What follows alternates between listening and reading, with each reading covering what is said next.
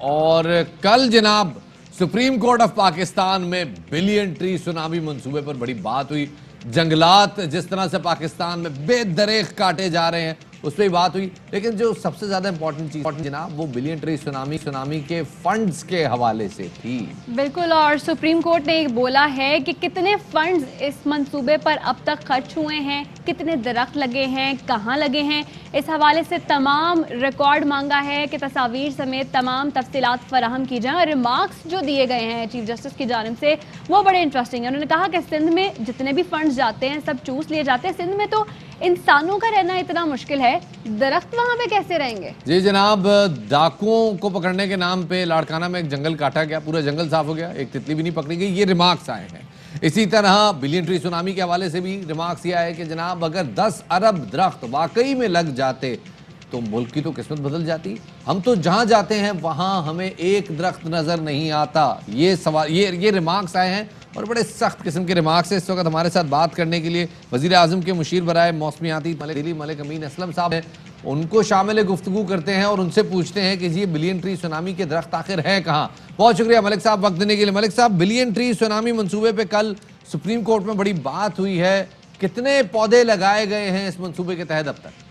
ہمارا جو 10 billion tree tsunami کا منصوبہ ہے اس میں ابھی تک ہم نے 43 کروڑ درخت جو ہیں وہ لگائے ہیں، اور یہ 7 یونٹس میں لگے ہوئے ہیں. اس میں سارے پروونسز ہیں، اے جے کے ہے، جی پی ہے اور اسلام آباد کی ٹیریٹری ہے. اور انشاءاللہ ہمارا ہدف ہے کہ ہم نے اگلے 2023 تک انشاءاللہ 3.2 بلین درخت جو ہیں وہ لگانے ہیں، اور اس کا PC1 اپرووڈ ہے، اور اس کے تمام ٹارگٹس جو ہیں سب پروونسز کو دیے گئے ہیں. اور تمام پروونسز اس میں ہمیں رپورٹ کرتے ہیں کہ انہوں نے جو اپنا اس کا ٹارگٹ اچیو کیا ہے وہ کہاں لگا ہے، کون سے درخت لگے ہیں. یہ تمام ڈیٹا انشاءاللہ ہمارے پاس موجود ہے.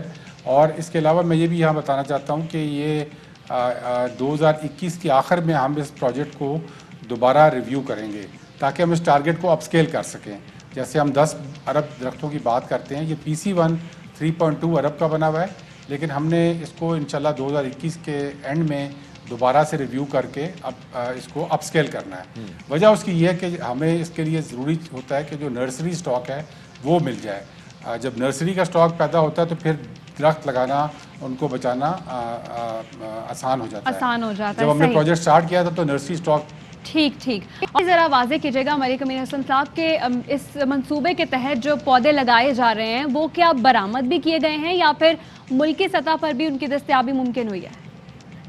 نہیں، ہم نے برآمد نہیں کیے بلکہ تمام، جس طرح میں نے بتایا کہ اس کا نرسری سٹاک ہم نے پاکستان کے اندر ہی تمام جگہ پہ بنایا ہے.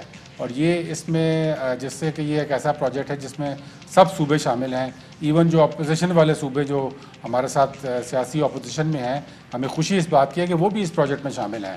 اور ہمیں امید ہے کہ انشاءاللہ یہ ایسا پروجیکٹ ہے جو کہ پاکستان کے لیے بہت ضروری بھی ہے، پاکستان کے لیے لازمی بھی ہے، کیونکہ کلائمیٹ چینج کی وجہ سے پاکستان بہت زیادہ متاثر ہو رہا ہے اس وقت، اور جو ماحولیاتی آلودگی ہے وہ متاثر کر رہی ہے ہمارے بڑے شہروں کو.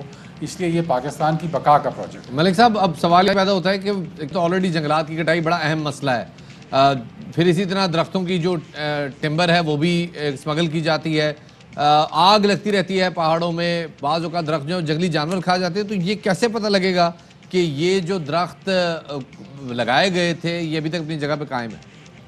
دیکھیں، اس میں یہ بالکل آپ نے صحیح بات کی کہ درختوں کی کٹائی روکنا بہت ضروری ہے، کیونکہ جو درخت اگے ہوئے ہیں وہ 100 سال پرانے یہاں پر درخت ہیں، اور ان کو کاٹنے میں صرف 5 منٹ لگتے ہیں آپ کو. اس لیے ان کو بچانا اس سے زیادہ ضروری ہے نئے درخت لگانے سے. اور اس کے لیے ہم نے ایک زیرو ٹالرنس پالیسی رکھی ہوئی ہے تمام مافیاز کی طرف. اور اس میں ہم نے جہاں پہ بھی کوئی ایسا ایشو ہوتا ہے تو پرائم منسٹر صاحب اس کا خود نوٹس لیتے ہیں.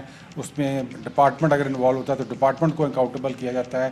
اور اس کے ساتھ ساتھ ہم نے جو نئے درخت لگا رہے ہیں اور جو پرانے درختوں کے بیچ میں ری جنریشن ہوتی ہے اس کے لیے ہم نے لوکلز کو امپلائی کیا ہے. لوکل نگہبان رکھے ہیں نیچرل فارسٹ کے اندر جو کہ درختوں کو بچاتے ہیں.